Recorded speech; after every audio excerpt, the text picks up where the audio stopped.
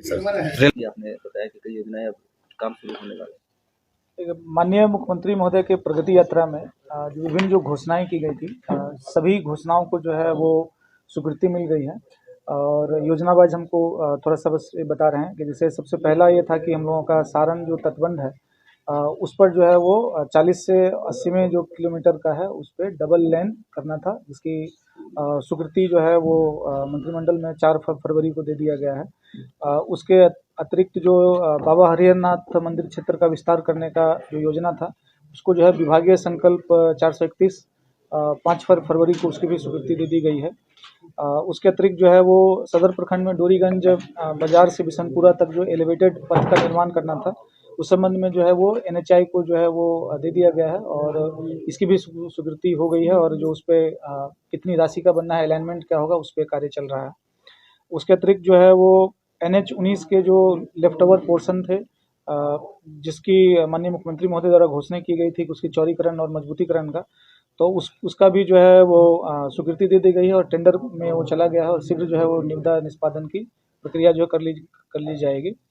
उसके अतिरिक्त जो है एकमा से डुमाईगढ़ पथ का जो है वो चौड़ीकरण और मजबूतीकरण का कार्य था, जिसकी भी जो प्रशासनिक स्वीकृति दे दी गई है और शीघ्र जो है वो टेंडर में जा रहा है। उसके अतिरिक्त जो है एकमा मसरख पथ का जो है वो मजबूतीकरण और चौड़ीकरण कार्य था और उस संबंध में जो है प्रशासनिक स्वीकृति दे दी गई है और उसको भी निविदा प्रक्रिया जो है प्रारंभ कर दी गई है। उसके अतिरिक्त जो है खैरा बिनटोलिया मार्ग था, उसका जो है मजबूतीकरण और चौड़ीकरण का कार्य था और उसकी भी प्रशासनिक स्वीकृति के उपरांत जो है वो टेंडर की प्रक्रिया में है और शीघ्र जो है टेंडर निष्पादन उसका कर लिया जाएगा। और 4 जो विभिन्न जो ढाले थे जैसे भिखारी ठाकुर ढाला, जगदम ढाला, गरखा ढाला और रामनगर ढाला, इसमें जो है वो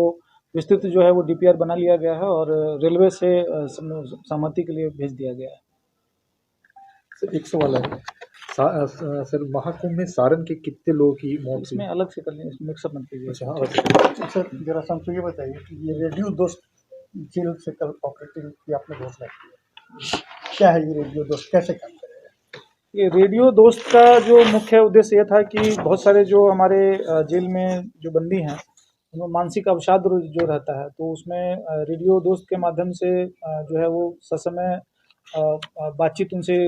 किया जा सकेगा। उनको कुछ अगर दिक्कत है तो उनको बताया जा सकेगा, या जो बेसिक उनका एक दिनचर्या रहता है, जैसे मान लीजिए कि रेडियो दोस्त के माध्यम से बताया जा सकता है कि आप कब जो है योग कर सकते हैं, या विभिन्न जो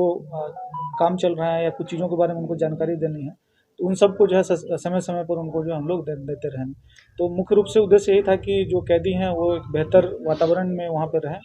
और जो नेगेटिव एनर्जी जो आती है उसको जो है वो हट जाए। सर और शौचालय सफाई और सुरक्षा के लिए निर्देश दिया है, सहायक कार्यपाल की जो है कोई जिम्मेवारी दी जाएगी जो CCTV से और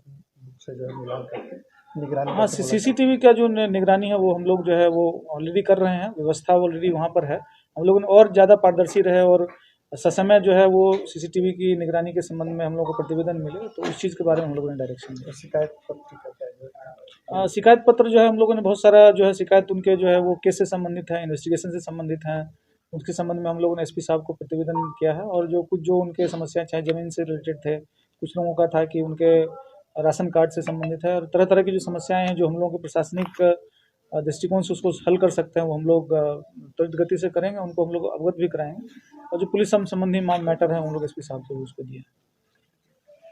महाकुंभ